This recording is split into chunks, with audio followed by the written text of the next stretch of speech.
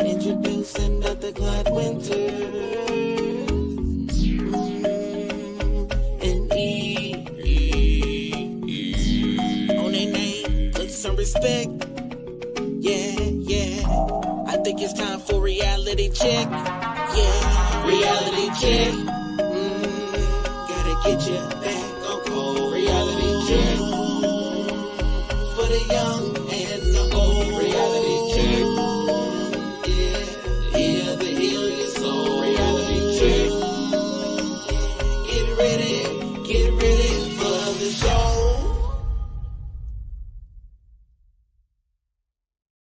Given time, I may be follow. Mama, the ocean and I may be hollow. At any given time, I may be follow. Mama, the ocean and I may be hollow. At any given time, I may be follow. Mama, the ocean and I may be hollow.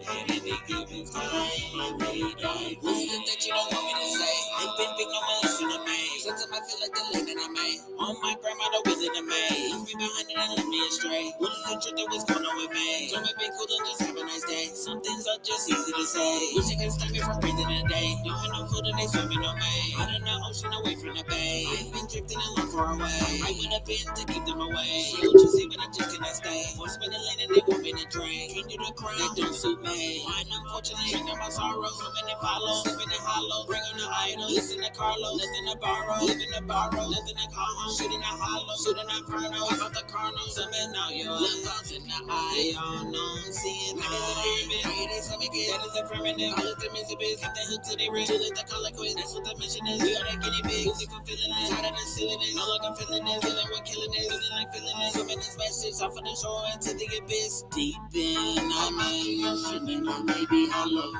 At any given time, I may be followed. I'm on the ocean and I may be hollow. At any given time, I may be followed. I'm on the ocean and I may be hollow. At any given time, I may be followed. I'm on the ocean and I may be hollow. At any given time, I may die. I'm super genie, what a fiend, take you to Feeny. How would they see me? Sleazy bikini, nothing but weenie. Wearing a beanie, feeling bikini. Changing the scenery, some of your misery, so many lies of me. Probably got you on TV, believe me. Pulling your memories, killing the name. They never just admit that they got me. Machiavelli could have never been sloppy. We can see it's nothing but copies. Listen, cook up in that lobby. Billie Holiday just was a body. George Clinton committed them robberies. It seems he went for the lottery. This all falls in one category. We all call it a mystery. I'm the villain you all see. They glory to those who all see. Put a grass set up like Eddie Murphy. Your car crash, they just hating on me. Gotta make it come back like Bill Cosby. Call me Brian playing conspiracy. Get me back for taking a knee. But they just be kidding me. Like in my turban, hit when I'm swerving. Black house cursing, sipping over curving. More laceration, installation, no motivation. Straight elimination, your animation, alienation, annihilation. All for the taking, taking like taking. Open faking, less personation. Who you saving? Change like Raven, Sammy Davis. Had to shake 'em, moving brave on. Now you craving. Even Jaden save 'em. Taylor paving, who we faking? Mary make 'em misbehaving. We the brave before we drown in the water. Got a deep dive. I'm in the ocean and I may be hollow.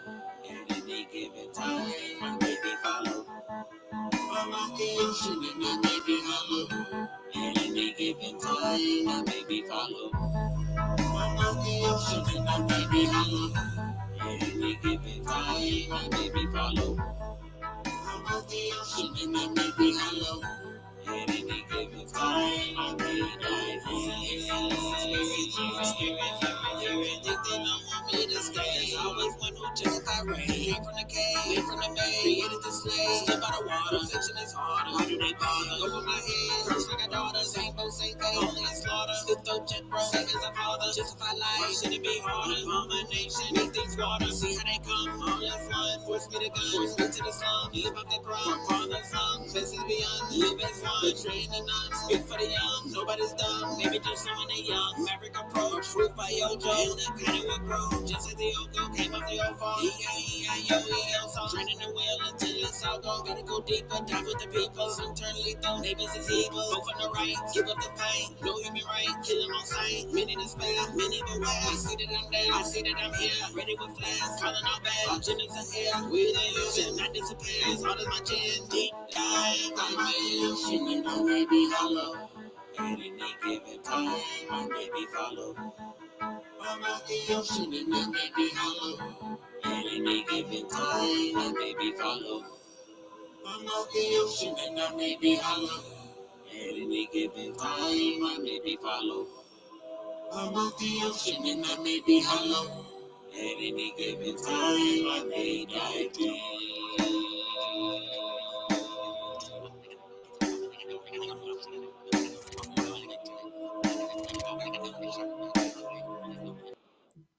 Oh, oh, oh, stop. Oh, oh, stop. Oh, listen, family, I've been possessed by a wolf. And this wolf said, Dr. Withers, you have to. Woof, woof, woof. How you doing there, Eve? Oh, man, I'm doing well, Dr. Winters. How are you doing? I'm doing fine. You know, we had a real winter day today. I went out a little while ago, so I had to get dressed a little warm to get out. Go to the gas station. You know how we are. Got to get some chips and popcorn and. It was snowing today? Yeah, it's snowing. Yeah, it didn't start snowing until later this evening. You know, this been a very good winter. Usually in the Chicago area around this time, January is terrible. It'd be so cold, maybe 20, 30, 40 below zero. We didn't even have any. I think we had 2 days. There was maybe a 12. A 12 degrees, yeah. And because most of the time we be around this time of the year, we have be about 10, 20, 30 below zero, stuff like that. This will put hair on your chest. Let's hope not. But anyway. Yeah, let's hope not. Yeah, that's something to have to grow hair in places that you don't normally have it because of how cold it is. Yeah, because my wife, when we first got married, she was working at the post office. I said, "Damn, you getting muscles. I like you looking round. You're looking kind of muscular and stuff." I said, pretty soon I'm saying, "Clyde, I love you."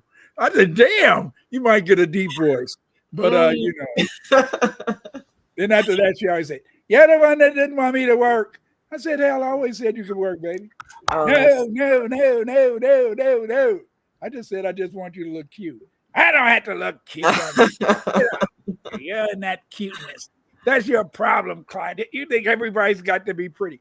I said, no, everybody doesn't have to be pretty. Ugly is okay too, but not in my You can't be pretty. I don't know. That is funny. She said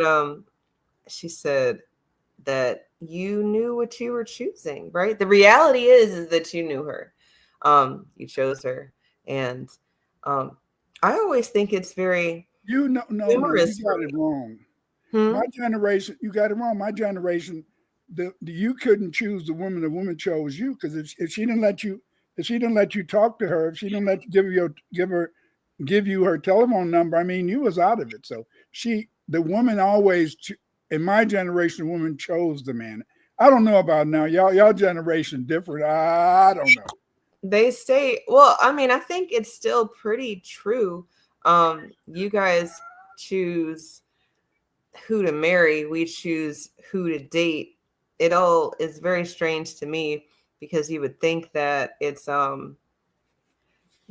people are having conversations with each other about things, and then you find out that a person wasn't actually seeing you the way that you were seeing them. Maybe the time that you were spending with them might have meant more to you than it did to them, or vice versa.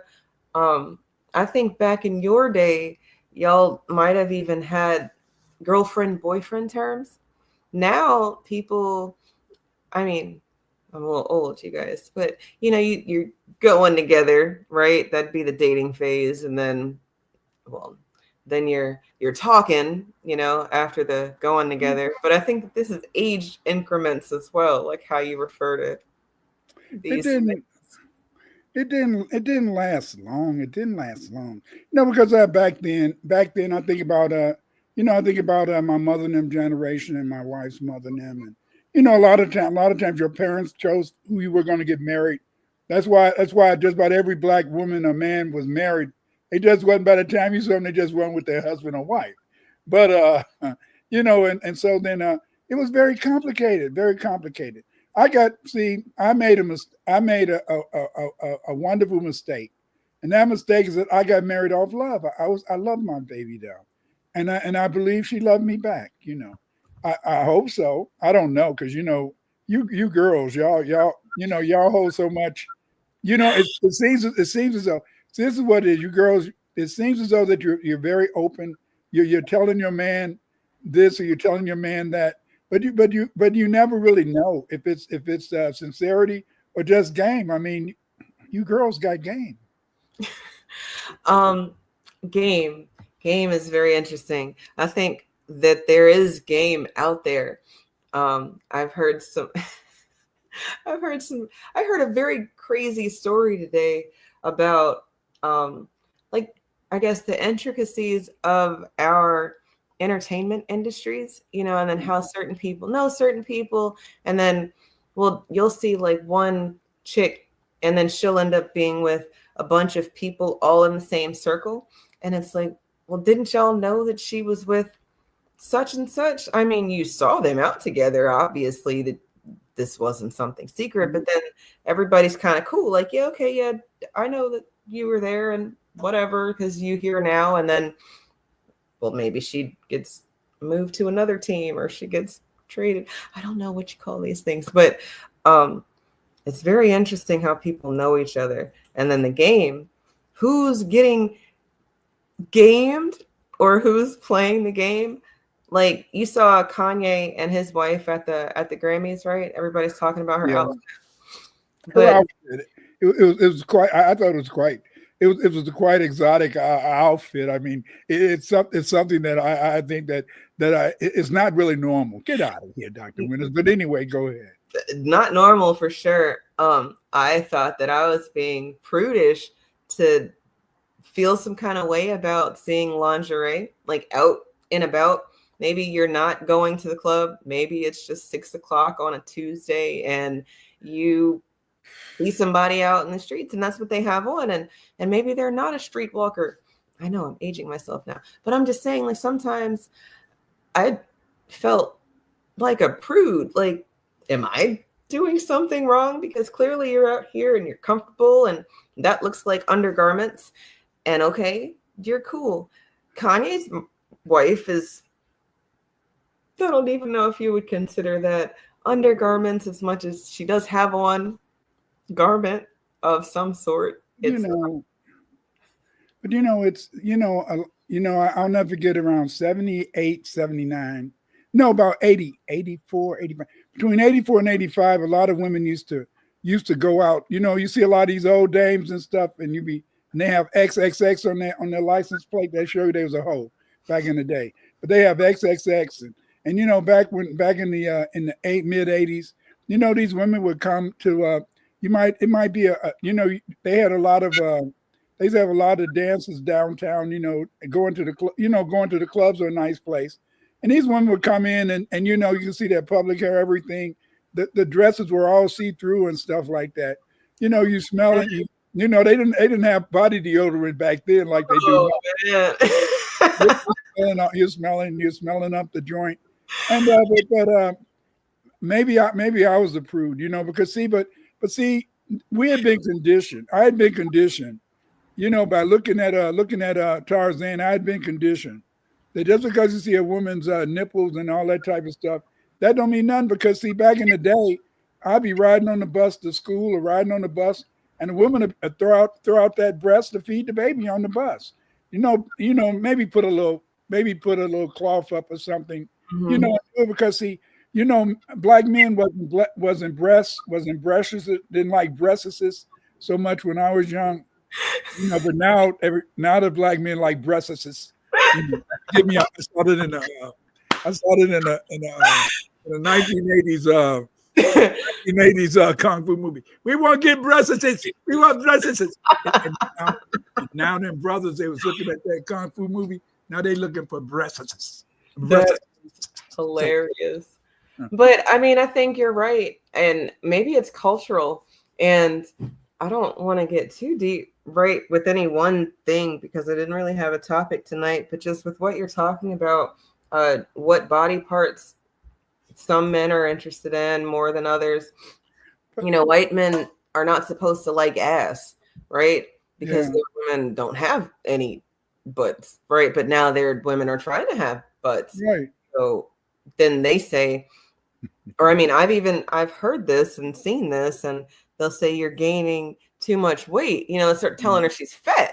And then, well, maybe that's what she's going for, right? She's trying to gain the weight there, and maybe she's not even into you anymore, and that's why she's trying to gain the weight there, right? But yeah, I think that white men have been boob interested and black men have been butt and leg interested, and then you've got the weird ones interested in ankles and collarbones. But I hear you know, a lot of times when I listen to Tariq Nasheed be talking about people be having feet fetishes and all that type of stuff. I don't know. Man, there's been a whole bunch of women saying that the experiments of a couple years ago had them selling foot pictures, and then I stumbled down a YouTube rabbit hole where where the lady she's writing names with her toes in lipstick, and it's like, people are really watching this. And how do I know? Because I'm a person really watching this. Like, God damn it, what's going on? Oh my! What am I doing? That's what you're right. Like, because I'm not into this. It was just like, whoa, this is her whole content. She's writing names with her feet, and then I guess she's sending it to the guys. Yeah. Well, I will admit one day when I first got married to my wife, and you know, one day she was at the stove. And so she was, you know, grabbing stuff with her feet. She said, "So what are you doing?" She said, "Well, one day, no, baby, what if I can't use my arm?" You know, I don't know. When you're young and get married, y'all think silly shit. She said, what if I can't use my hand? I'm trying to make sure that I can use my feet to cook. Said, okay, baby. Okay. Hopefully that won't happen. But you know, when you know, that's the fun of growing together. Probably you and your mate or whatever. That's the fun of growing together. That's the fun of having your little private jokes, having your secret jokes. But Eve, this has been a crazy weekend. Tell me about it. This has been a crazy weekend because these people have, you know, I consider myself a person who's a connoisseur of blackness. Mm-hmm. I consider myself a person who understands the symbols and symbolisms that create the imagery that denote our blackness, you see. But this weekend, these people in these videos, the you know, and this whole thing about the you know, the Super Bowl, you know, that's just all overblown. You know, they seeing things. I didn't see that. I didn't see those things. I don't know. I really feel. Maybe it was some spook or something. I think somebody took my black card. They took my black card this weekend because I did not see what these people saw in these videos. Oh no! Yes. Kendrick, I didn't. You know, I know they're not like us. I love the mute. They're not like us. They're not like us. I mean, even I tried to hop around a little bit, but I got bad knees, so I was careful. Because the dark. You know, but I mean, I like that it's got the beat. They not like us. They not like us. You know, it's good for sit down dancing, and then you want to scoop. I want to do a little footwork. I get in trouble when I try to do that. I say, damn. I say, what if I fall down and then I'm laying down until my grandson come from work or my daughter? Oh no. long you been down? How long you been down there, Pops? I've been down here since Sunday. I was looking at the damn Super Bowl, and I fell, and I couldn't get on. Oh I had to be so so this weekend, all these people in the I don't know, what do you think about all this? They find all the symbolism. Dewan B did a fantastic video on it, and crip walk and all that type of stuff. I thought it was he did a very good masterful presentation the other day. I only been able to catch bits and pieces of everybody's live. My YouTube is not being friendly to me as a user as much as it is being friendly to me as a person who makes content. So I'm gonna have to go back and check out his live. But I talked about a little bit of it with Marie yesterday, and then I saw this earlier. Do you see on the bottom this Newsweek thing? Because I always think it's fun when they try to give us back. So this is like a 41 seconds. I don't know if it's got any sound. I tend to watch. He jumped out with that flag. So this was like a one Illuminati type rabbit hole that people were jumping down because he's an immigrant. He's waving the Palestinian flag. He's clearly not like us. Not like us. And they grabbed him too. Sure did. They grabbed him like he was one of them. And they picked him up, carried him off. He's not like us. He's not like us. He's not like us. He's not like us. It is so crazy, right? With Kendrick's performance, though, people were saying, well, look at how these bodies are displayed like swastikas, and it's like, well, maybe they've never seen a body on the outline chalk on the ground, and then it's starting to read a lot of privilege, because I remember SAT prep when I was in grade school. Our parents put us in Sylvan so that we could get the best start on these testing things. They were smart.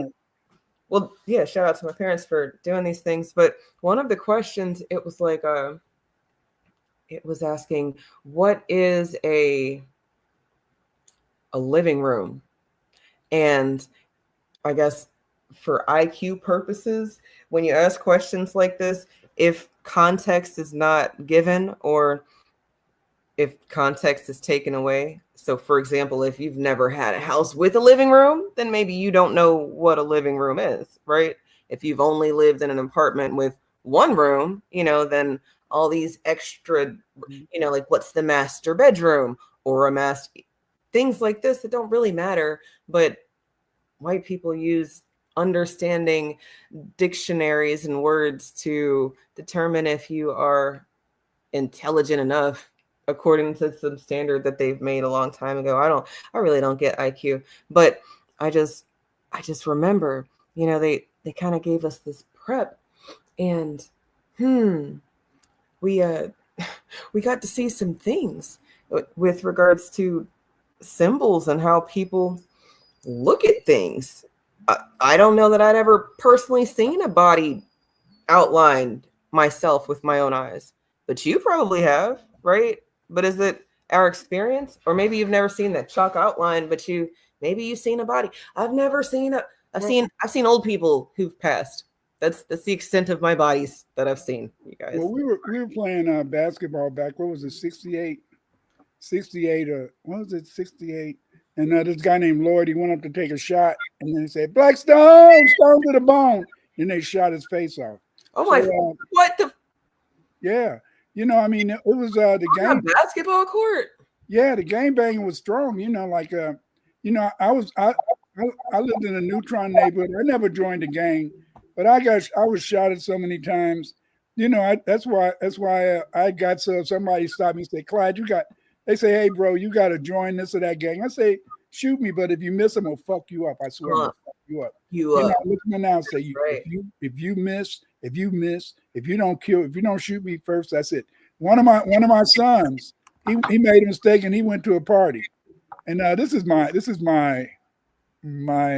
kind of fighting son. And he beat this guy so badly, beat his face into the ground, disfigured the fellow, because he pulled a gun on him. But I told him, stop going around that girl's house. But again, he didn't. Yeah. Is this the son that's changed his ways because he found a good woman? I don't know if he found that particular son when he was younger. When he was younger, this particular son, if he was screwing the girlfriend, he screwed all her friends too. I'll put it like that. Oh my goodness. Oh yes, he was a lover boy, but they always talk about Daddy-o, didn't he? What's that? I said he took after Daddy-o, didn't he? No, he didn't take after me. He took after some of my other brothers. I tell you, my father, gray eyes. They always said we had pretty eyes and all that type of shit, but I didn't let it. I didn't want to be a gash man. I didn't want to be a gash man. And a gash man is somebody who used women, and then in a sense just be a playboy, have a lot of babies, have a lot of baby mamas. I didn't want to be a gash man. I wanted to set an example of a black man. I wanted to live up to my father's teaching,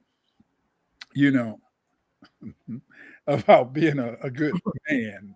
But I had to admit, my auntie once, she told me, she said, Clyde, when I came back from Illinois, and it kind of hurt my feelings. She said, your father kind of disappointed in you. Mm. I said, what? I said, I went to college. I played football, so they got to see me play football. I graduated from college. I take care of my wife. I take care of my family. Yeah, but she said, your father's disappointed in you because you didn't mess with no white girls. I said, what? What? What? You had that opportunity and you didn't go with the white girls. I said, damn, I had my goddess, and then the thing is, this is that, they throw themselves at you, and I mean, hey, it's kind of hard. But now I was on a bus once and this white girl grabbed my private and then jumped off the bus. You stand, this was back. It's probably different now. Back then, they wasn't around black people so much, because we were kind of new. Aspect, right? Yeah, it was kind of we was kind of a thing. I was thinking today. About we had a protest, and so then we had a protest, and so I said, I said, the white girls they call me Superbot and the black girls call me Superman. And so then I'm playing football. I had a fantastic physique back in the day. I had hair, big afro. And so then I said, off the pigs, boy, they took me to the Urbana jail. And so then they say, the guy said, I'm gonna bait your big ass. I'm gonna bait your big ass. And I said, damn. I said, what? I said, no, don't do that. But the people came and they got me out of Urbana, out of Urbana jail. After that, I love the people. I was very supportive. They say, we're gonna bait your big ass. Because I'm the tallest, I'm the strongest looking brother around there, Right. I mean, hey, they gotta make an example or try to. Or that's the buck breaking aspect of it. And then if they can get you, then nobody else is gonna stand up because, well, you're the biggest one out here, and they didn't help you. I guess I was, but like I said, I saw college was fun to me, but the thing is, it shouldn't be fun. The only thing it was too much promiscuity, too much people having sex. I felt that was kind of a detriment. Even back then, I felt that was kind of a little silly because I didn't understand, because I thought you had to care about people when you have sex with them. That's what I thought, and I guess I was a weirdo or something, And, a little square, were you? Oh man, I was square to the T. This girl invited me up. I used to live in a co-ed dorm. Say, come on, Clyde, I'm gonna go to the party with you. I'm gonna get ready. So I'm coming up there. She's getting all undressed and dressed, and and putting on her clothes. I said, oh, damn, I gotta go. You know, I'm dumb. No. Don't you know? Now I know what she wanted, but She I wanted. was just out of high school. I thought you cared about the girls you had sex with. Oh, You know, that's so funny. and then some of my friends I went to school with, I'm trying to protect them from being flued out and stuff. You know, taken to these apartments. You know, because the upperclassmen, they prey on the freshman girls. Mm-hmm. I'm trying to save some of my friends, and they saying, "Clyde, leave me alone." What? He don't really like you. He just using you. Clyde, leave me alone. I said, okay. Okay. You know, so then so I mean it was beautiful, you know, all these girls that had boyfriends at home, they quit them their freshman year. Then by March, you ain't got nobody. What? You quit the guy that you was with at home because you was going to get this upperclassman who, you know. And so it was kind of interesting. But again, I loved college. I had a lot of fun in college. I got to play sports. And then when I got married and I was on the football team, got to travel, my grandmother, you know, she used to work she used to be in domestic.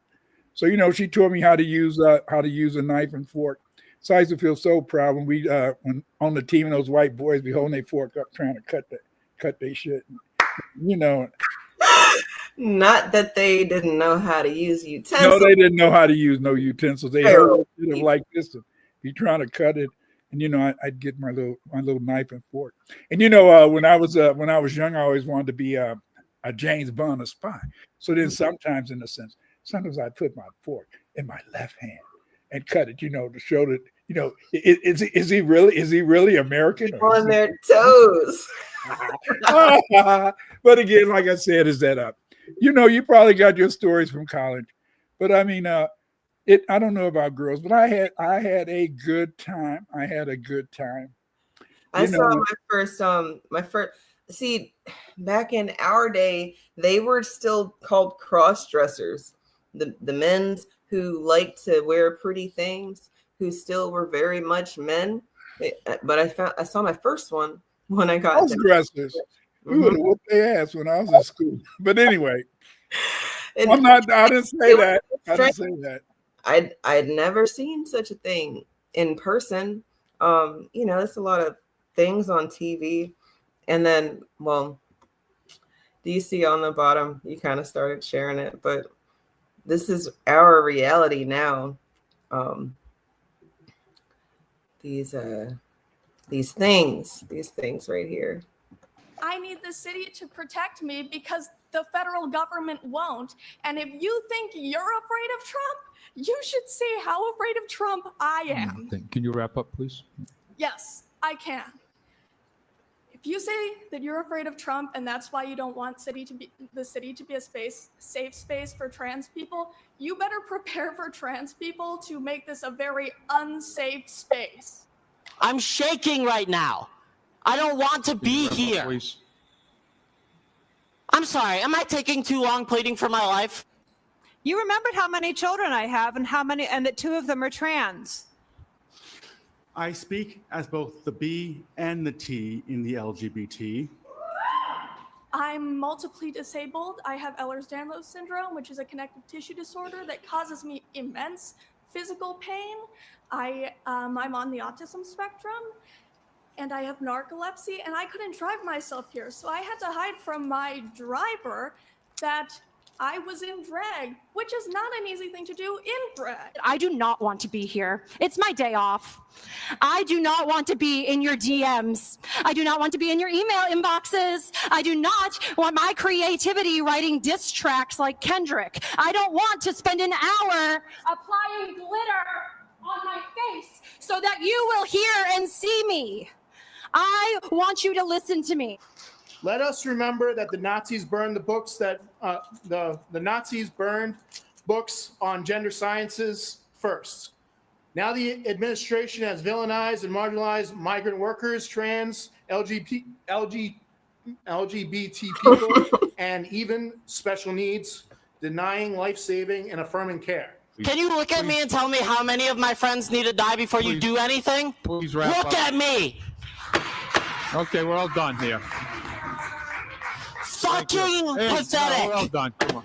Of course, we need to continue celebrating Black History Month because in spite of what's coming down from Washington, we all know that we all exist and we all need to be recognized for our existence. But be aware that you are a guest in my house when you come. And when you come, know that there are strong queer and trans people in my classroom who will collect you with the quickness. My name in drag is Dee Dee Delight. And my name out of drag is Dewey Cosgrove Atienza.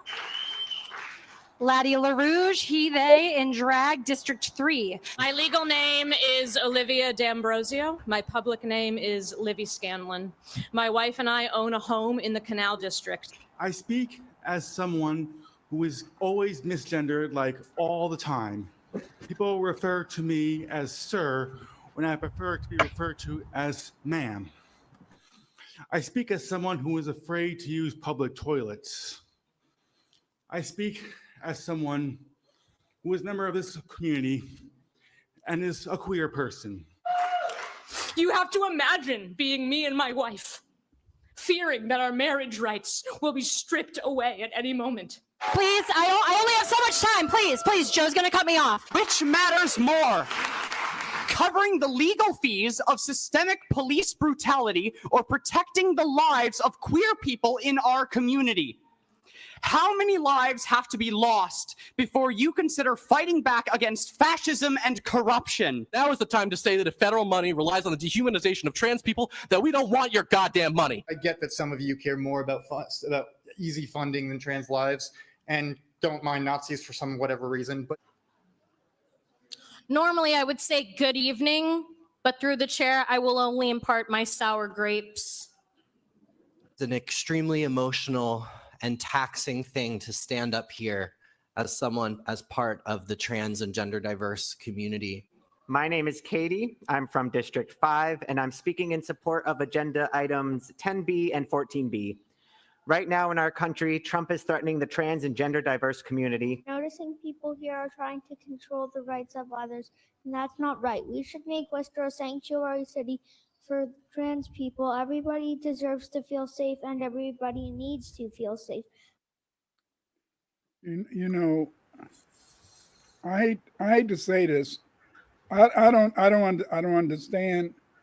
No, I swear to God, you know, as God stands in heaven, I've never seen people trying to attack these people because they say they're trans or they say they're gay. I haven't never seen that. I've never seen that when I was teaching. When I was teaching, I didn't see that. I go around, I don't see that. You know, I think they build up a non-issue. They build up a non-issue. A non-issue for sure. The only people that I've heard of getting murdered were these trans people who had sex with a man, and then the man found out that he had sex with another man. Mm-hmm. And then these people, they I don't understand them. And so then I don't understand. I thank God so much that I didn't have to navigate with a child like that, because I can imagine it's very hard, because I'm gonna love him, and you know, I have gay relatives, and I respect them. I love them. I don't turn them away from the house. I don't care. And then this thing about the bathroom, who the hell cares what you do in the bathroom? If you're a man and you want to don't want to stand up, sit your ass down. I don't care. I'm sorry. I was so confused about the bathroom rights thing, because they were making it seem like men's bathrooms don't have stalls, and I'm like, well, where do men take dumps?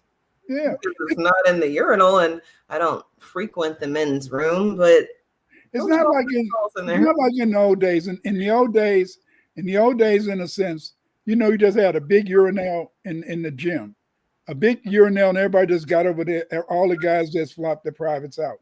Now there's stalls in the washrooms. It's not like a public urinal and stuff. Then most of the urinals, they got sides, so nobody can see you or whatever. but again, I don't understand this stuff. And then they're talking about safety. Who's going to tap you in the washroom? Most of the people in there are stinking, and they try to get in. And if you're my age, you'd be so happy to damn urinate shit. You be in there. Thank you, God. Oh God, thank you. Thank you, God. I'm urinating. Hell. And then you girls, when y'all get in y'all, I don't understand though. It's kind of weird. When y'all get in your late 40s, 50s, if for some reason y'all stay constipated a lot. You know, I don't know why. I don't know why a lot of that happens to a lot of women. I'm not, you know, and that as they get in their late 40s, early 50s, they begin to have a lot of constipation issues, have a lot of and stuff like that. You know, so the men, they get incontinence, they can't urinate, and the women they can't shit. So one or the other. What are we? Pick a struggle, you guys. On this topic, Eve. It's so crazy you say that. I have some thoughts about why that might be, but y'all know I'm not a scientist. These are just thoughts. But that's around the time where you're supposed to be getting that colonoscopy. And I've always had, not always, but for a little while after changing how we eat and listening to Dr. Layla Africa. And then there was this one seminar, webinar thing that he had, and it was this woman who spoke after him, and she moved me. I can't even think of what her name is, and it's so funny how she moved me because she said, "You're full of shit," and she's talking to the crowd, and everybody was like, "Oh my gosh," and she's like, "No, really, you're full of shit," and then she's like, "No, actual doo-doo," and everybody's like, "Wait a minute, what?" Yeah.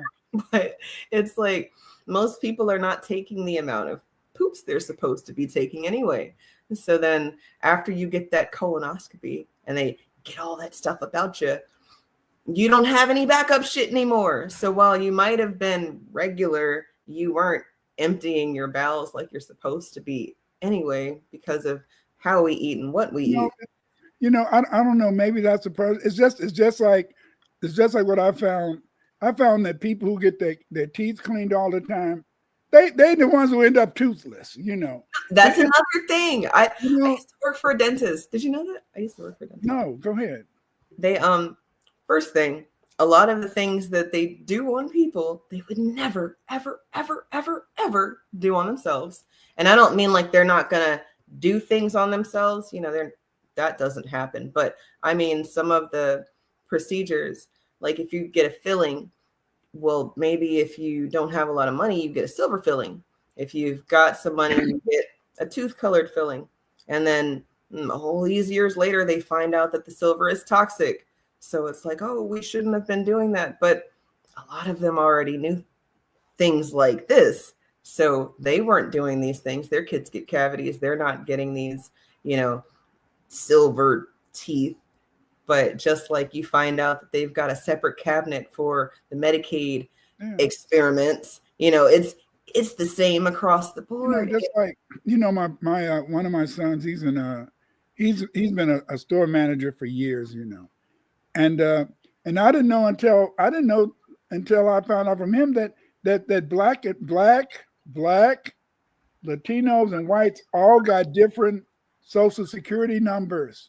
Oh, really? Yes, they got different Social Security numbers, and you know, so by your Social Security number, they know if you're black. Know if you're black, white, or Latino. Yes, I thought it was a neutral thing. He said, no, it's not neutral.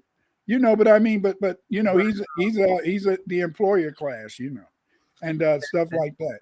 And so then, but it's so many things out there that you don't know about. But again, to get back, this was the strangest weekend. And what made the strangest weekend is that, you know, sometimes I look at the Super Bowl. Most of the time I don't really look at it because it takes too long and they're boring. But, you know, but for some reason I looked at the Super Bowl. I looked at the halftimes. But I was very ignorant because I didn't see all that stuff. But the next Monday morning I wake up, did you see last night? Did you see how she was crip walking?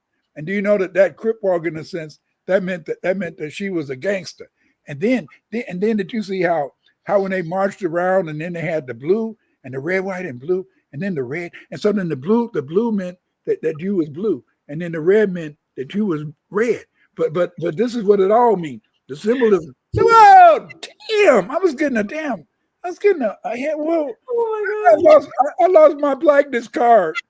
I lost my blackness card. I really felt like blackness so much. You know, after looking at the Super Bowl, I said, damn, I've lost my blackness card. I said, now here I am, 74 years old. All these years I was black, and yet I didn't see all this symbolism, you know. This is what Kamala style woke will get you. It will get everybody thinking that they are blackety black, and she's not black. You know, we tried to tell everybody, we tried to tell y'all so that you don't be confused, but it's okay.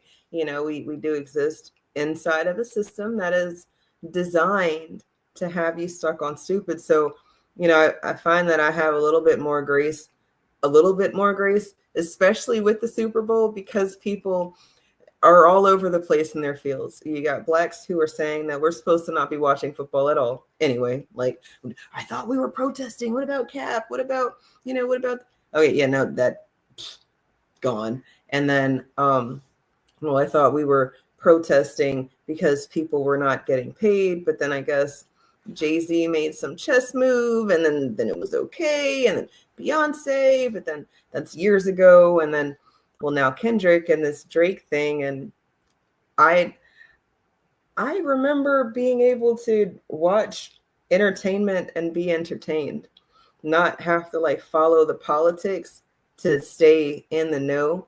And I didn't watch the Super Bowl. I mean, I'm glad the Eagles won, right? The Eagles won? Did the Eagles win? Yeah. Okay. But what I thought more pressing was the fact that, was it the mayor of Philadelphia doesn't know how to spell Eagles? Like, what's going on with our school system?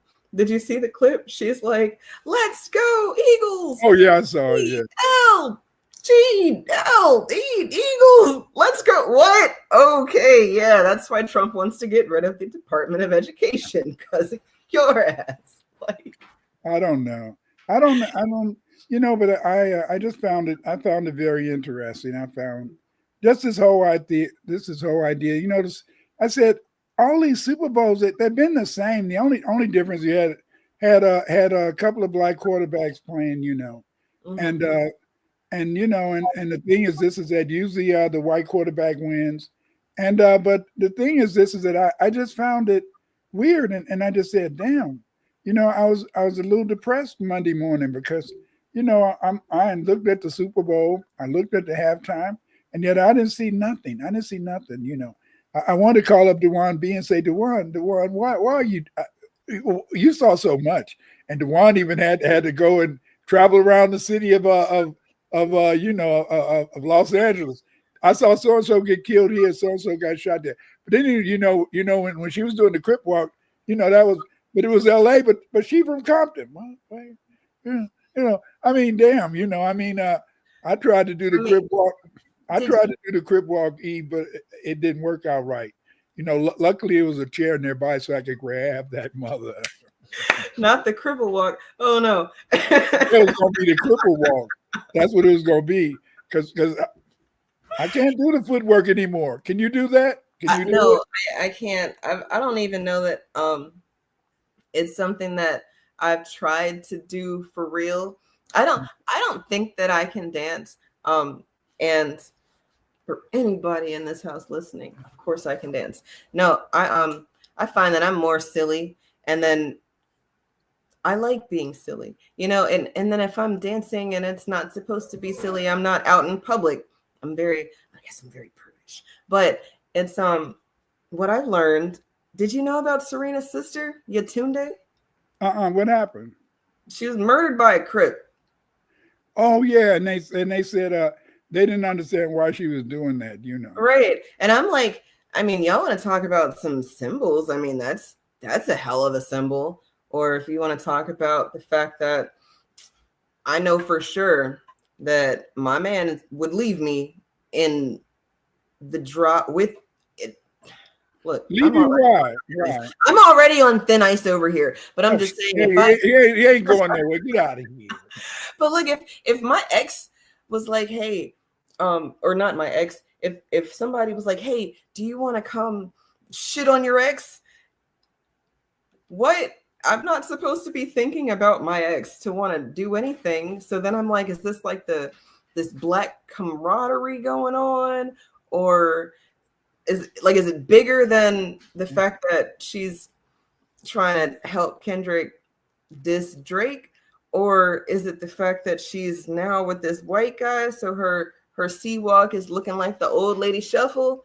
You know, like is she bland now, and now she's trying to get some of that black card you said you lost? I don't know what's going on. But yeah, you see, I had to dance the other day. You know, I mean, this is kind of old one, but you know, back in the day, me and my wife used to go whenever we went to anywhere.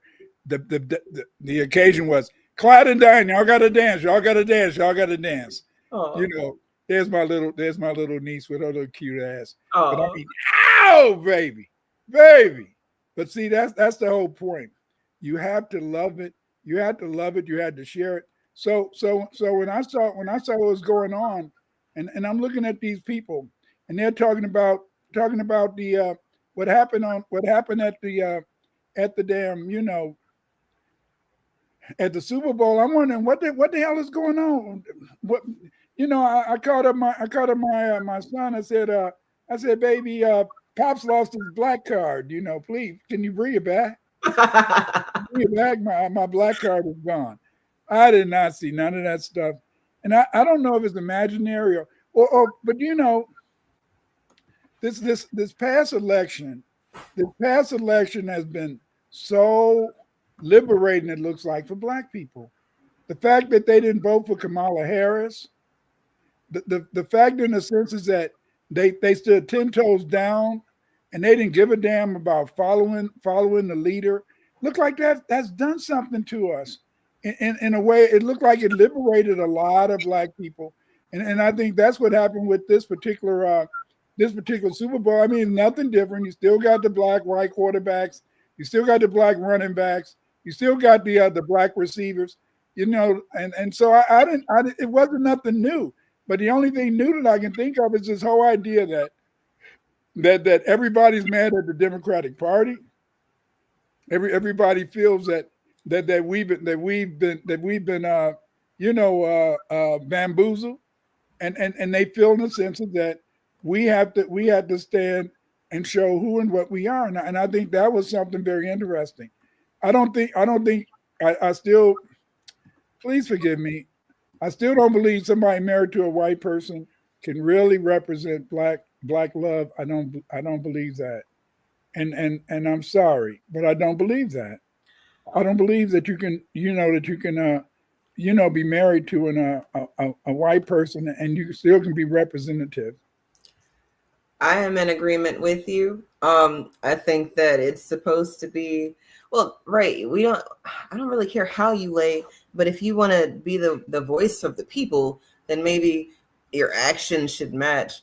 And anytime anybody says why black people are not supporting the Democrats, I want them to remember that this is their focus. Rules specify that when we have a gender non-binary candidate or officer, the non-binary individual is counted as neither male nor female, and the remaining 6 offices must be gender balanced.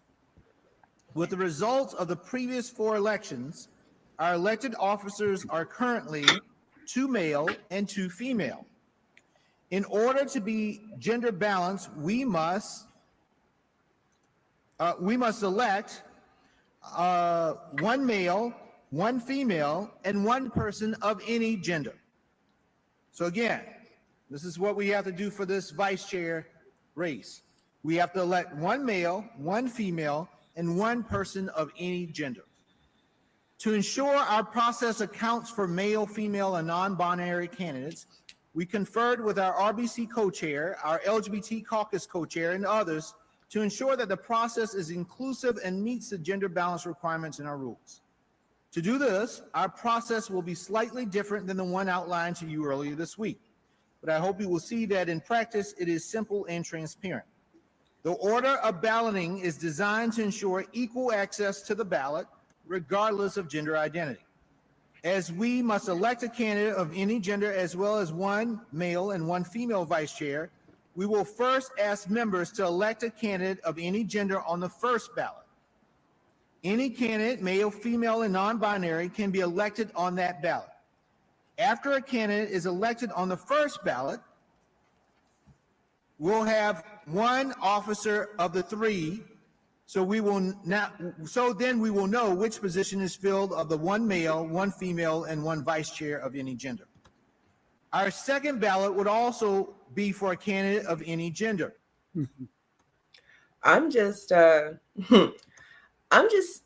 Well, when people want to know why Black people don't give a shit about what the Democrats are talking about, that's what they were talking about, like the week Trump got in office, about binary, non-gender, gender. We got to have a male, female, and one of either. What the fuck does that mean? That's right. Look at what's happening in the jail, in the prisons. In the prisons, you got these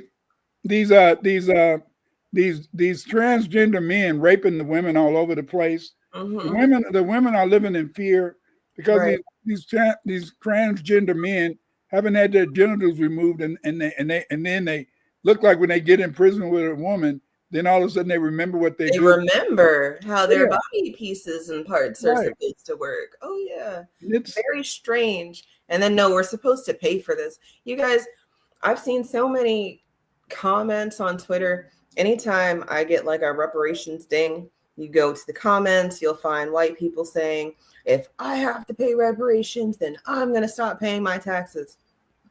And first of all, I don't know what the penalties are for not paying your taxes, because I'm a person who pays my taxes. I don't know. And then I've never wanted to find out. I'm not a FAFO. I'm not one of those, but I get why people, they push the limit. They've seen people do it and they were like, well, if you didn't get caught, then maybe I can do it too. And then sometimes you don't get caught. Sometimes you do get caught.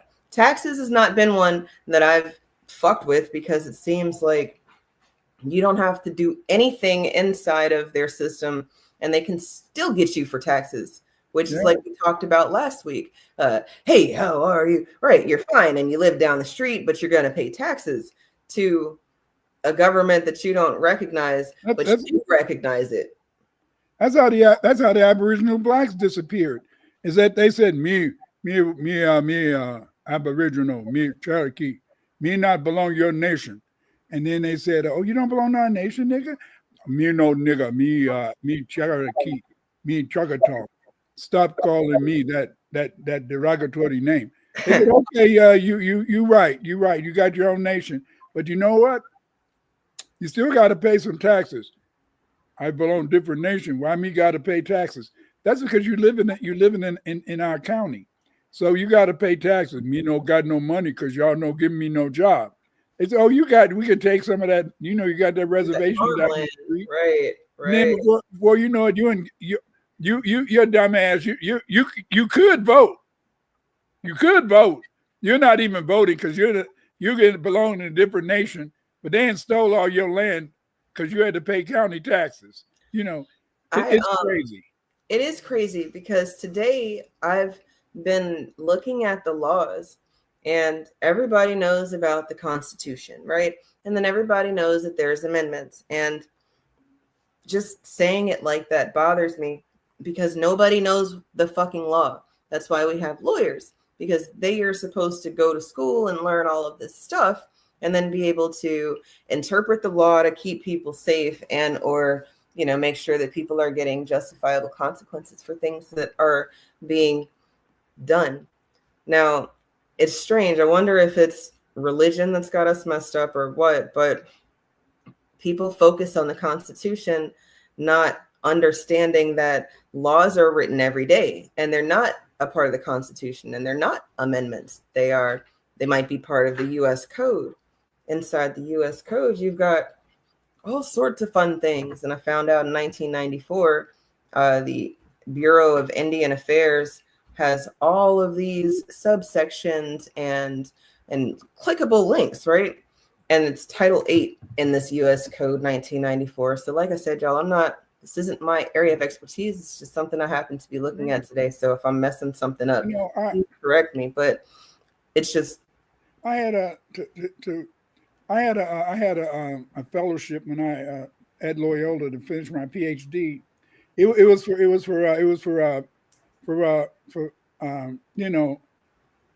African Americans and Native Americans. Every one of those white folk, every one of those Indians in there, they were white, every one of them, they was lily white, and they getting this beautiful fellowship. It was about $15,000 a year. I wrote it for 4 years and stuff. I could have wrote my dissertation anytime, but I was riding that sucker. Mama needed a new pair of shoes, and I needed to just have some money just to go up. But again, in a sense, we'd have a banquet every year. The people who received a fellowship at Loyola, all these white folks. I thought they was gonna get up and start dancing. Whoa, whoa, whoa, whoa, whoa, whoa, whoa. Say, shit, you could have fooled me. But it's just the way it is, and we just be hoodwinked, because the fact is that we don't understand these people play games with us. They play games just like I don't know what game they're playing now to be acting like, and it's from the Europeans. I do not believe this is a black initiative. It's from these white folks to make black people feel that damn Super Bowl was metaphysical. That Super Bowl was some type of spiritual renaissance for black people. A bunch of people running up and down the field. I love to play football. I wish I could play now, but you knock me down now, I can't get up.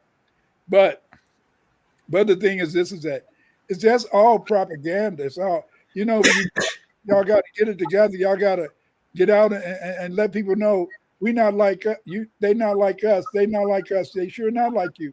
But the thing is, is this really your initiative, or is it enough? Is it what Nellie Fuller always taught us, that Europeans always play both sides? White supremacists, they always play both sides. It's never one-sided with them.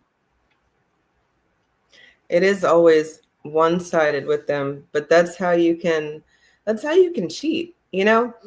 It's, you never want to go over somebody's house or go to the cookout and they're playing cards or dominoes or whatever they're playing. Just like you don't want to go over to, your bro's house and they're playing beer pong or some kind of drinking game. Like, you don't want to go into someone's territory and then try to play the game because you've played the game before. Maybe they're playing by different rules. Maybe their beer pong uses Everclear, and instead of you thinking that you're about to be beer messed up, well, now you're like 100 proof alcohol messed up, and that's a whole different kind of messed up, right? So same thing with Uno, spades.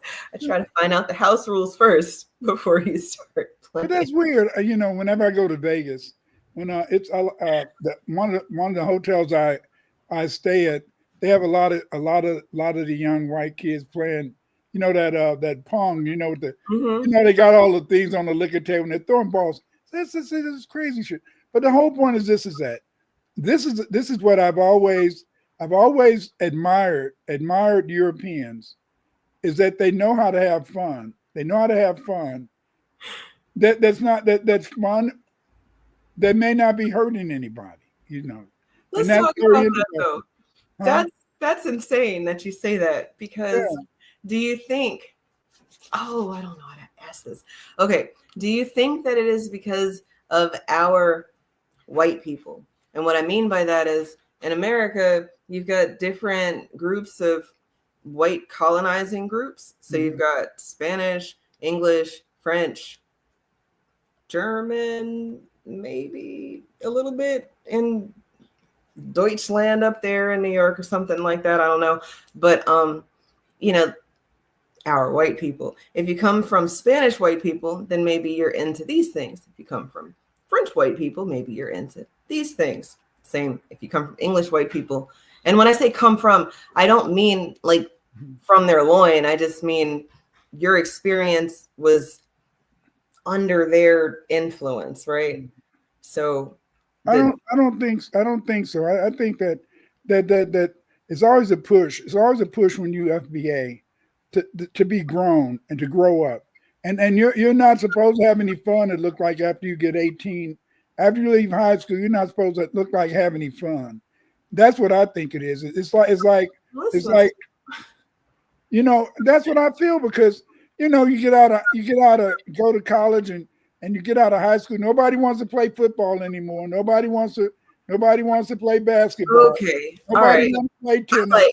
I can get Nobody that. wants to play pool. You know, you're grown now. You know, grow up. I mean, all your little life. I think about. I don't know about you. I'm talking about from old Negroes, old Negroes experience. All your life, everybody always is telling you to grow up. Grow up. You're not supposed to do that. You know, even in high school, you know, I can't wait till I get grown. Damn, ain't no fun when you get grown. I found that out later in a sense. Well, when I get grown, I'm gonna have some fun. I said, what is it for? Oh, I'm gonna drink and smoke. That ain't fun to me. Drinking and smoking, you throwing up, you're throwing up, people abusing you, maybe people robbing you, all that type of stuff. And that's what I really like about the pandemic, because if you notice, I don't know about Virginia and North Carolina, but up here the clubs is practically empty now. I don't see a lot of people aren't going to the clubs like they used to. The young people in their 30s, 20s and early 30s, a lot of them not going to clubs anymore. And that used to be so popular before the pandemic. Yeah. And and so then now you don't see that many people, to me, going to the clubs. I mean, I kind of like that, but then I don't like it.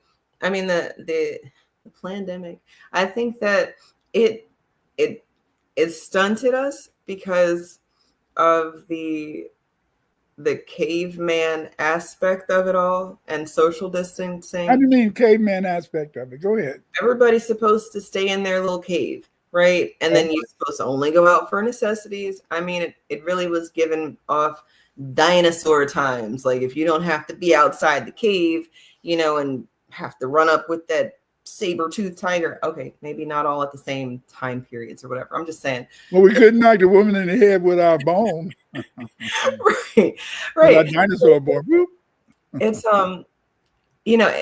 everybody was supposed to stay away. So then everybody got a lot comfortable with the technology and not really talking to people. I used to joke, and now I don't joke about it because I don't think it's funny, but to have to call someone's house and ask to speak to whoever is there, not you just call somebody and just know that they're going to answer the phone.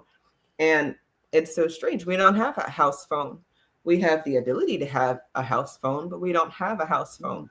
I have a phone. He has a phone. And then the two older ones have phones now. So it's like, I guess if you need to reach somebody, but even that's weird for me because they can get a call and I don't necessarily know about it. They always ask if they can, be on the phone, what times they can be on the phone. Yeah. They do sneak and try to act like I don't know certain things, but I let them do things. Let them think that they're invincible. That's what you're supposed to do. Pull the rug from up under them. But anyway, it's so strange because I think that that's a growing skill, to have to learn courtesies and etiquette. Like you said, learning how to cut with the fork and knife. Yeah. That's table etiquette. Do you eat with your hands and your elbows on the table, or do you talk with your mouth full? Some people are not learning this stuff at home. And just like I told you last year with home training, it's, if you think about it, and then you use Mr. Fuller's approach to how all of the areas of people activity really are connected. I mean, they're complex and complicated, but in a very simple way. You know, sex is not intercourse, sex is relations between man and woman. And then, of course, you can get to intercourse, but then intercourse doesn't even necessarily mean intercourse as much as, you know, you can be pregnant with a thought, like we've talked about. You know, you can have a pregnant pause. You know, you could be constipated with thought. You know, it's all of these things connected. But if you would do so kindly to share this little tidbit, we can remind people of some of these home trainings that I think are missing. And then I guess because of proximity to such creatures, we start acting. Washcloth is a poor person thing. Because I've only met poors who use them. I've never met. Wait, but is it also European? Because I have European friends that do it as well. Maybe they're poor. I don't know. I don't know. But we never did in my house. No, there was it's no disgusting. time for that. I know. I've ended friendships when I saw washcloths. I'm serious. I don't want that stink on me, you know, that like poor stink. Yeah. But I don't understand. I guess it is just so that you don't have to touch your hands to your genitals. Yeah, we don't have that much soap. It's crazy, isn't it? Do you use a washcloth? No, me either. I think disgusting. Am I scrubbing my body with a washcloth? Yeah. Absolutely not. I know. I think we're. That is like a UTI waiting to I think happen. we're in the minority. I really do. No, I think we are. People use washcloths? I think so. Like for their body? Yeah. What do you mean? Like, what are you washing your butt with? My hand. I mean, like, what? I would never. I would never. Would never do that. I'd burn the wash. What's the first thing you wash? Okay, I definitely go hair first. Hair first? Hair I don't know why. I don't know where. Well, I only take like one shower every 6 I don't know where that's coming from. You start I'm with hair. sorry. Start with hair.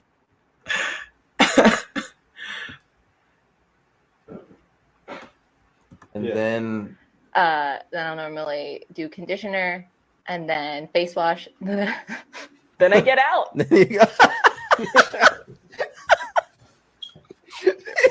She's in there just.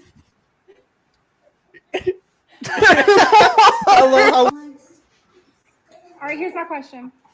Do you use a washcloth in the shower? No. What do you use? A loofah.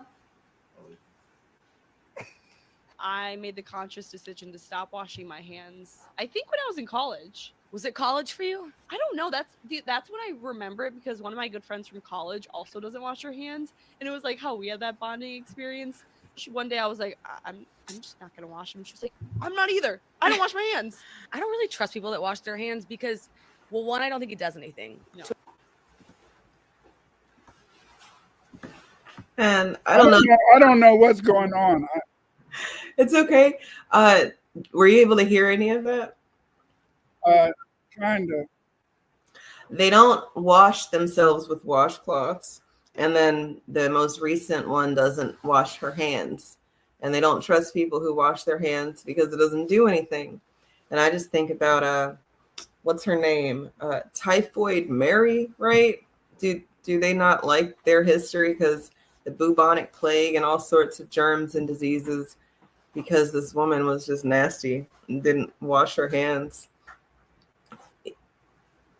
It's the simple things, right? Just a little bit of soap and water go a long way. But I don't know. I guess that's what they were saying about not using washcloths either. You know, I guess a little bit of soap and water do go a long way. You use the washcloth, don't you?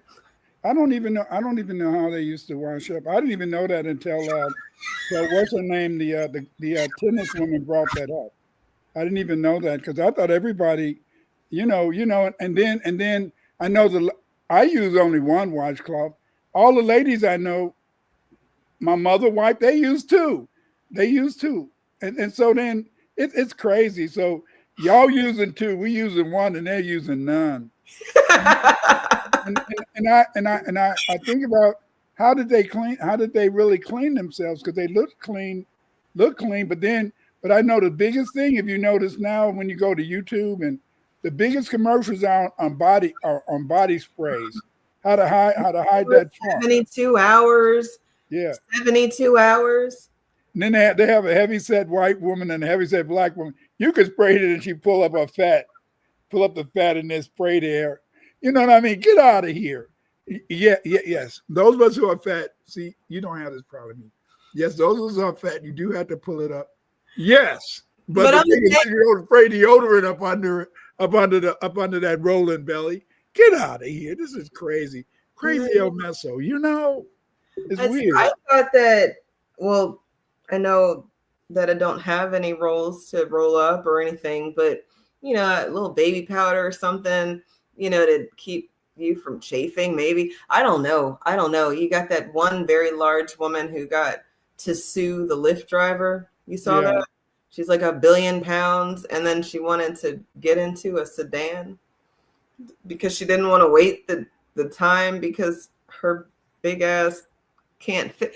I don't know. And then somebody today on a video said that they've only seen her getting into and out of cars, but they've never actually seen her in a car.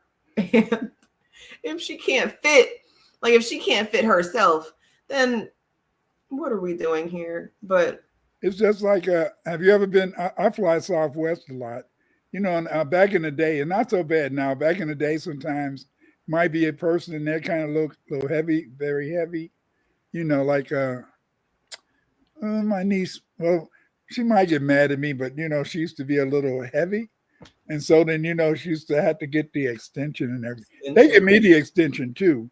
But I mean, hey, you know, I just say what the hell, but it's kind of difficult. See, you like to exercise. My wife, she used to love to exercise too. So y'all, you women, you got athletic. She used to make me walk too. So then, so I had to kind of walk every morning and all that type of stuff.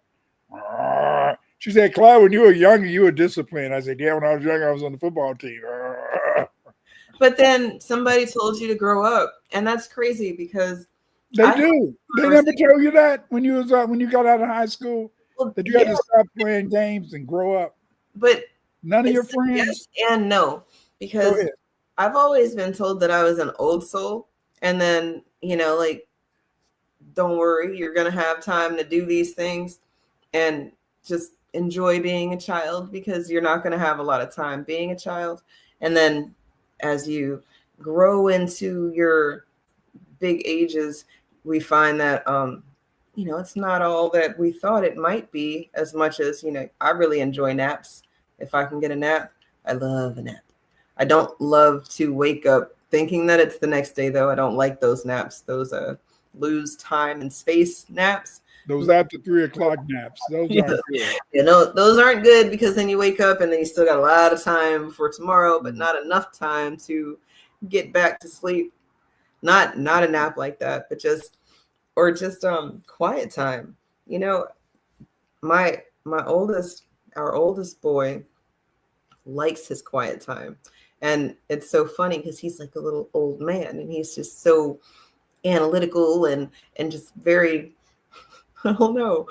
He jokes. He's definitely a child, but some things it's just like, yeah, I can see that man coming out of you.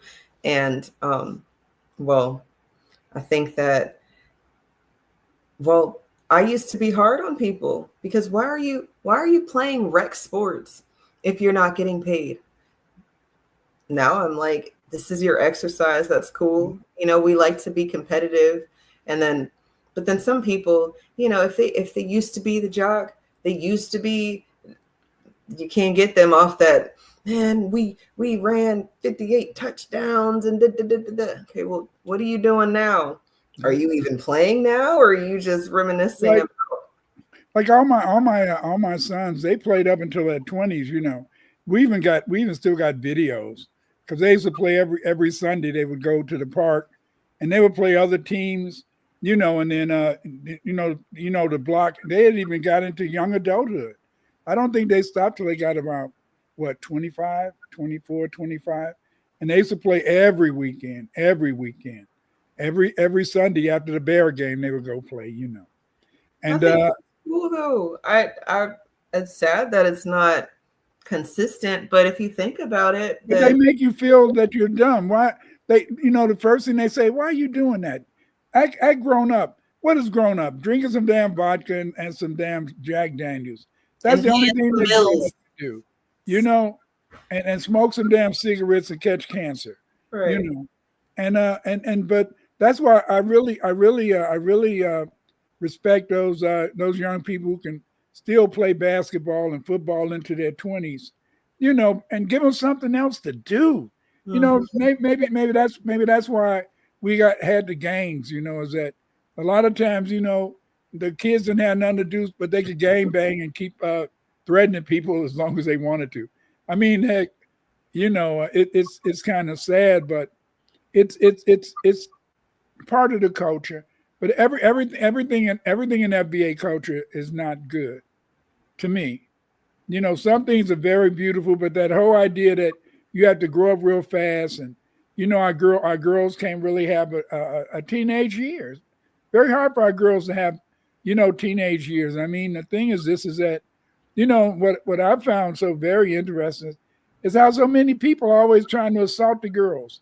I didn't know until I got to be a teacher the fact that there's always somebody out there trying to prey on these girls, and it's kind of sad, you know. It's kind of sad.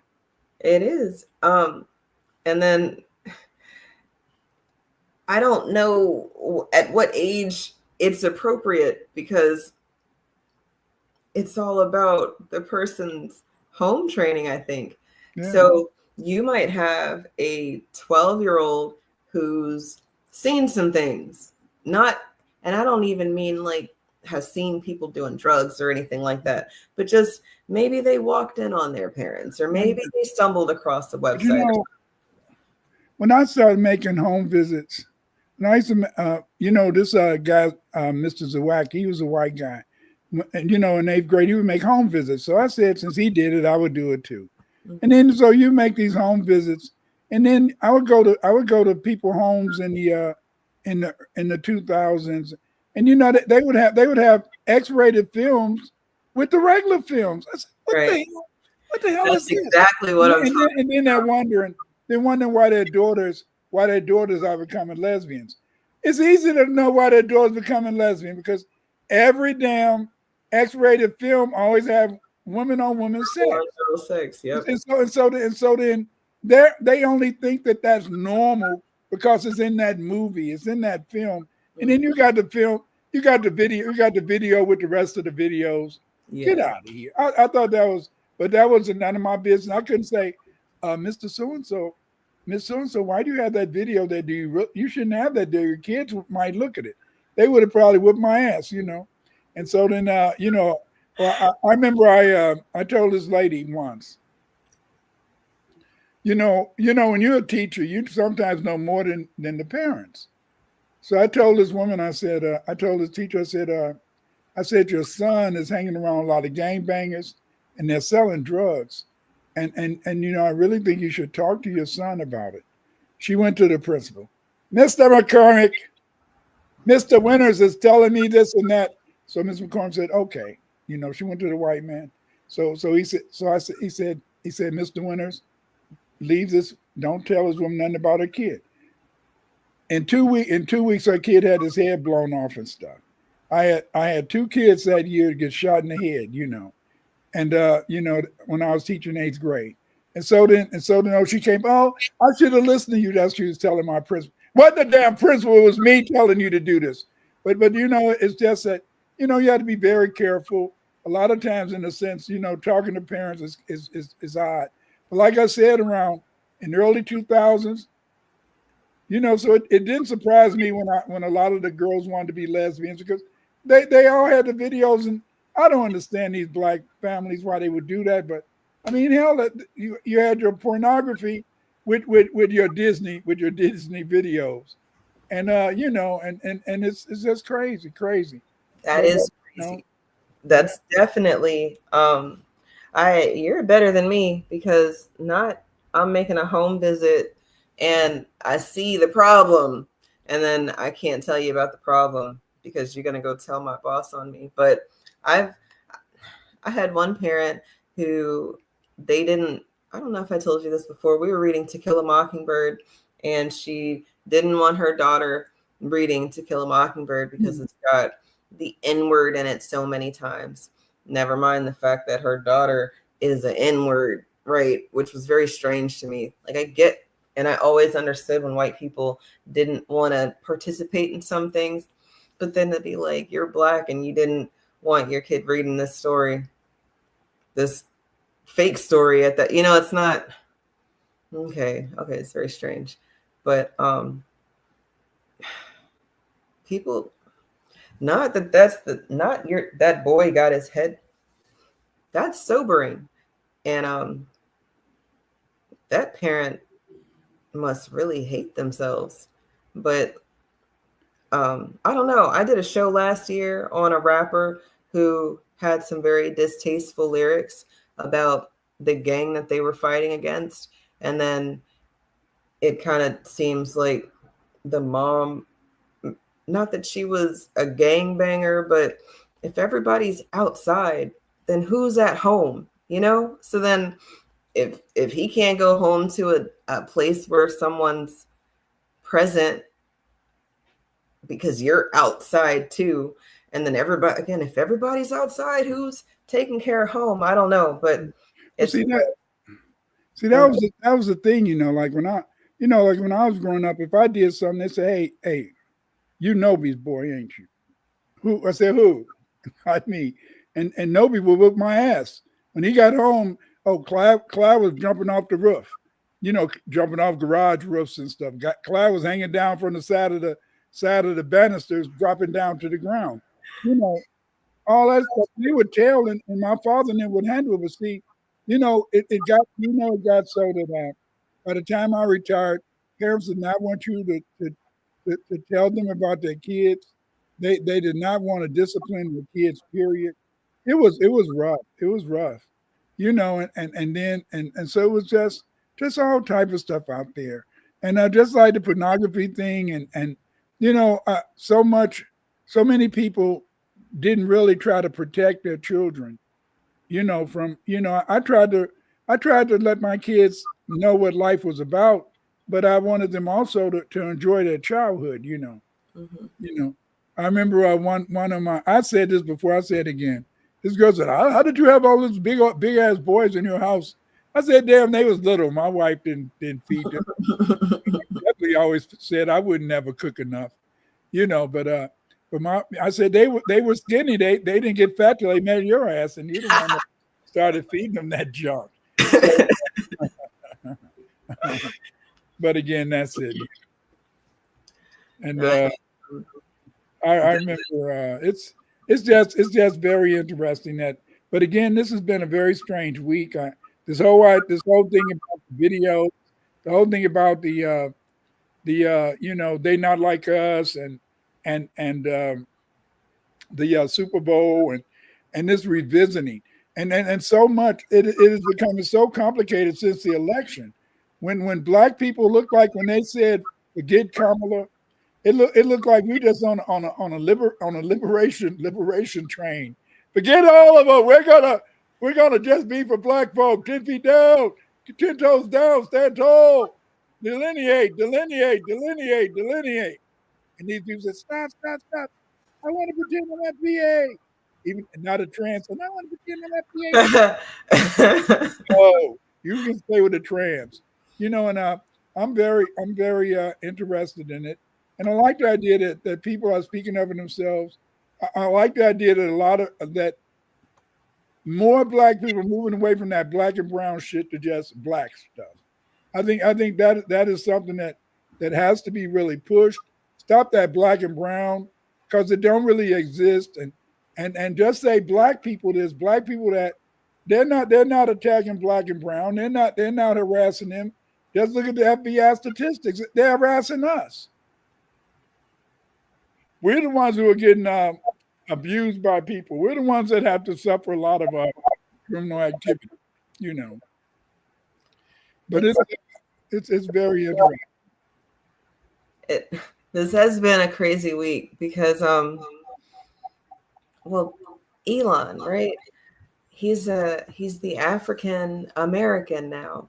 And then, well, I don't know if you've seen what Julius Malema of South Africa has been saying, but Elon and Mr. Malema have kind of been going back and forth on Twitter about what Mr. Malema has to say. And I'm just like, Elon, I thought you were supposed to be worried about America, but here you are worrying about Africa. You're going to have to pick a side. Are you African? Are you American? Like, which one are you? And then, but then Doge does this wonderful thing and finds out that we're spending millions of dollars on condoms to send to Mozambique and gay sex in Yugoslavia and millions of dollars on programs where I watched this German chick say, there's no gay initiative here. I don't know why else spent all that money. It's nothing's happening over here. You better try to figure out where that money's going. And I'm like, damn, all of this money could be reparations, but they want to send condoms to Africa to say they want to help control AIDS. That's why delineation was so important. It was so important. And I noticed that about 2 weeks ago, the FBA thing was really had a lot of people, discombobulated because they didn't want us to break away, because they feel in the sense that if they don't have us and if they don't have us supporting X, Y, Z or this or that, then they know it's not going to generate anything. It's not going to generate any type of support for it, any type of protest for it. And this is something that made them really want to, I think, play with this YouTube stuff. I mean, damn. Yes, people said Kansas City Chiefs always cheat. Maybe they got that mulatto. They got a mulatto quarterback with a white wife, so you know where they going. And so then, I mean, it was just the whiteness. It was the beautiful whiteness that Kansas City represented. And then they got then to make it even more so, they got Kelsey, whatever his name is, going with the number one pop star in the nation. Just everything, just everything white. It was as white as right. And then you see this brother with a sister. He with a sister. He ain't with no white girl. He ain't with no white girl. Got him a nice, fine looking sister. He proposed. And they look like a very beautiful couple. He don't have no biracial parents. He got a black father, black mom, a black sister. He got the right hairline. She had the right hairline. He got FBA hairline. Damn. Everything is going. I lost my hairline. That's my back in the day. I used to have an afro. I had a nice afro. But again, in the sense of so, I think that was it. It's this whole idea of one delineation. Black people wouldn't support Kamala. That really messed them up. And then this whole idea of blackness is that these are black folk. Let's celebrate it. We used to always celebrate anyway. We just didn't make a big deal out of it. Right. We celebrate the black people in the Super Bowl, the black teams playing the white teams. We always celebrated them, but we didn't really highlight it. But it looked like this year with that brother, the quarterback, the brains of the game, number one, and then he got him a fine sister with him too. Shit. Looked like they just couldn't take that. What is this? What is it? Is something going wrong? Didn't he go to Alabama? He went to Alabama. What he doing? What he doing with a sister? And he's engaged too. You mean what? A black athlete wants to be married when he's really got some damn money, instead of waiting till he's retired from football and don't have any money. He wants to get married while he's got money to a sister.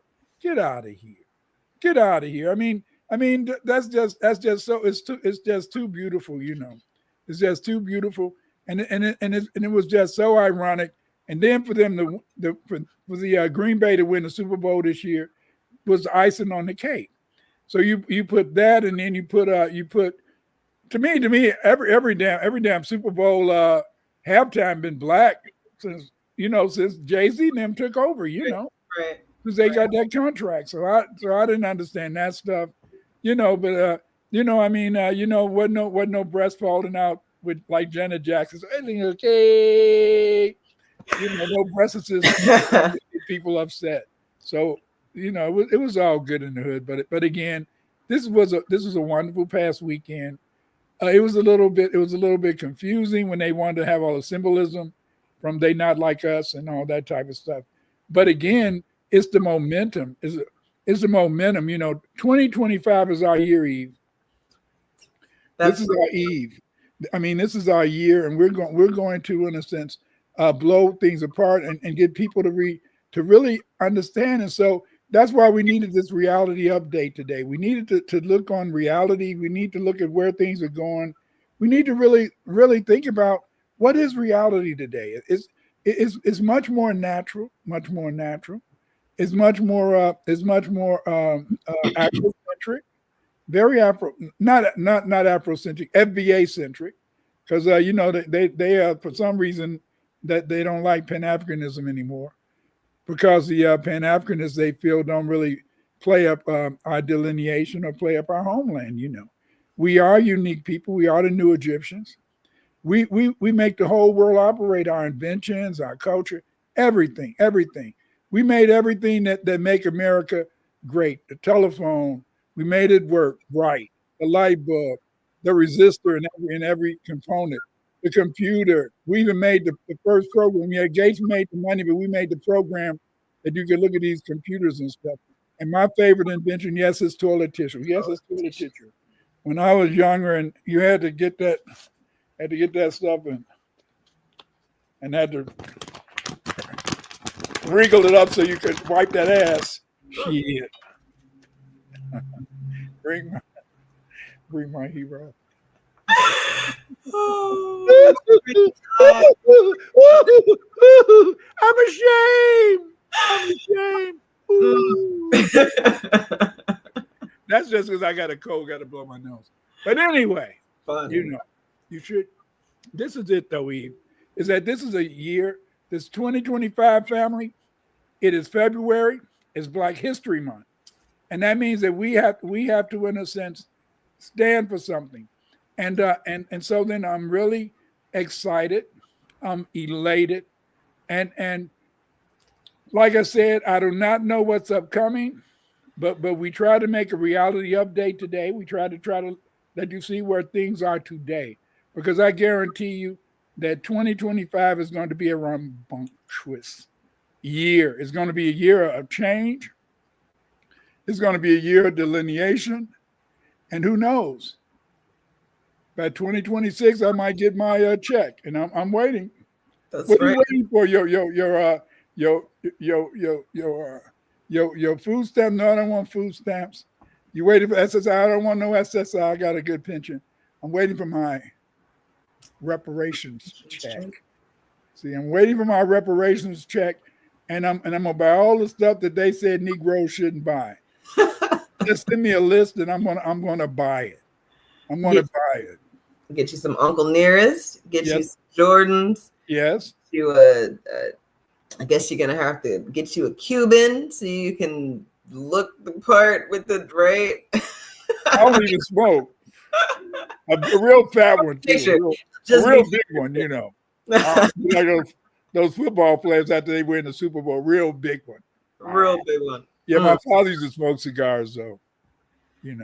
Back in the day, though, the intellectual blacks, I used to see myself as an intellectual black. So I always said that when I got old, I would be smoking my pipe. But I never went that way. I'm sorry.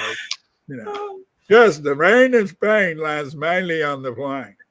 On the plane. What are you talking about? The plane? You mean the plane? Yes, the rocket, the Rockabilly. Yes, on the plane. But anyway, Eve, thank you for another good topic this week. Family, join us every Wednesday, same time, same place. just like Batman used to be. Did you want to summarize this whole idea about the reality update? Well, I'm just happy that people are tuning in. Reality is that subs are up. I saw your sub count has gone up. My sub count has gone up. The video I showed you last week has over 1 million views right now. Wow. If you're new here, Wednesdays is kind of a wild night where we deep dive into my thoughts and have, a reality check. I'll be live again on Friday for some more thoughts, but I'm happy that things are moving. I don't think we're constipated. I used to think that we were constipated as a people. I think I even had a space a couple years ago talking about how stuck we've been, but I think delineation has been the catalyst, to get things moving. And then because it's so authentic, everybody wants to use it. So you'll see bar mitzvahs being DJ'd and they're playing Not Like Us, which is like, come on now. Now y'all know this music's not for you. This song's not for you.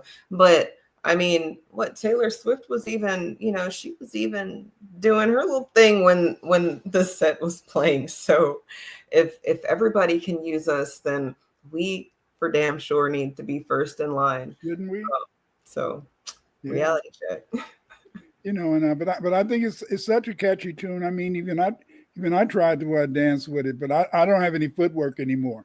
So they not like us. When I start dancing, you're doing the Donald Trump.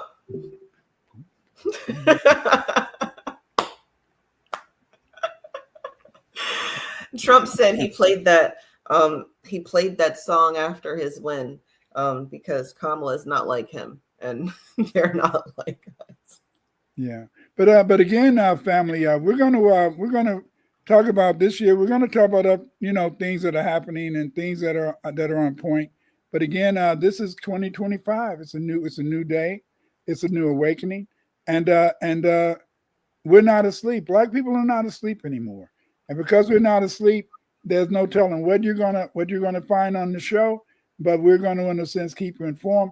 And I want you to always stand strong, always be there, and always understand, in a sense, is that even if you can't say nothing, if you are afraid, always support the ones. Support the ones.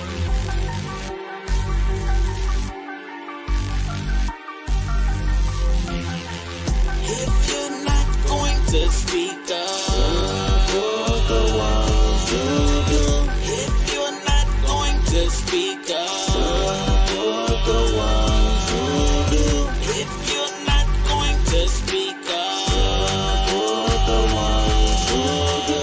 If you're not going to speak up, support the ones who do. Vampires, they prey on your fears so them not stay away. Vampires, they prey on your fears, control your honest fears. Don't let them suck your energy. Control your honest fears. I am you. Control your honest fears. Don't let them suck your energy. It's a distraction away from me. I am you and you are me. If you're not going to speak up, support the ones who do. If you're not going to speak up, support the ones who do. If you're not going to speak up, support the ones who do. If you're not going to speak up, support the ones who do. Nobody but yourself. Don't follow. I said nobody but yourself. Don't follow. Nobody but yourself. Don't follow yourself.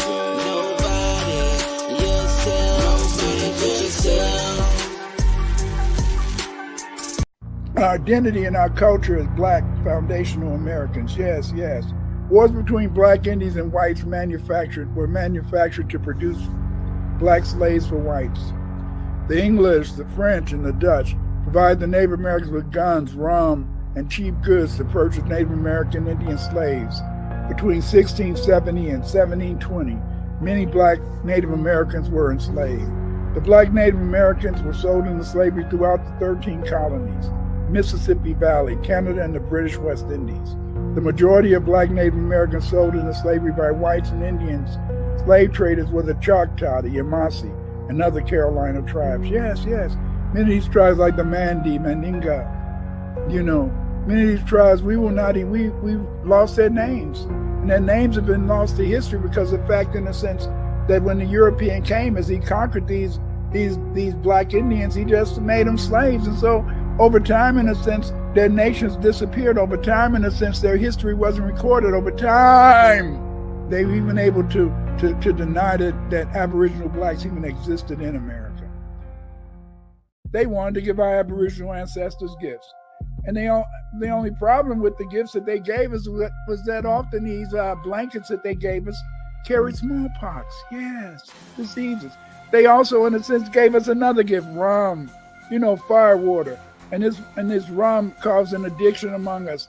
In a sense, it led to a demand for guns because it incentivized Indian slave trading. Yes, the first slaves sold in America were Indians, black Indians, selling other black Indians to Europeans to work on their cotton, not on their cotton plantations, their tobacco plantations, their rice plantations. Yes, yes, yes.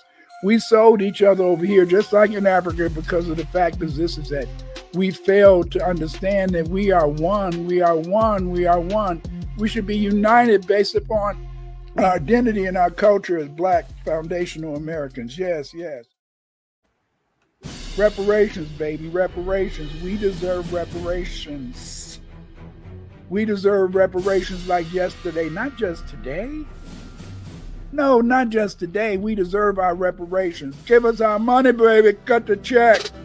Cut the check black first because it's brilliant. People talk too much. Say less. Remain on cold. Follow the spirit. When the going gets tough, it's time for resilience. Cut the check black first because it's brilliant. People talk too much. Say less. Remain on cold. Follow the spirit. When the going gets tough. The only thing that can save you is be one, be one, be one. To fight Cage, you must stay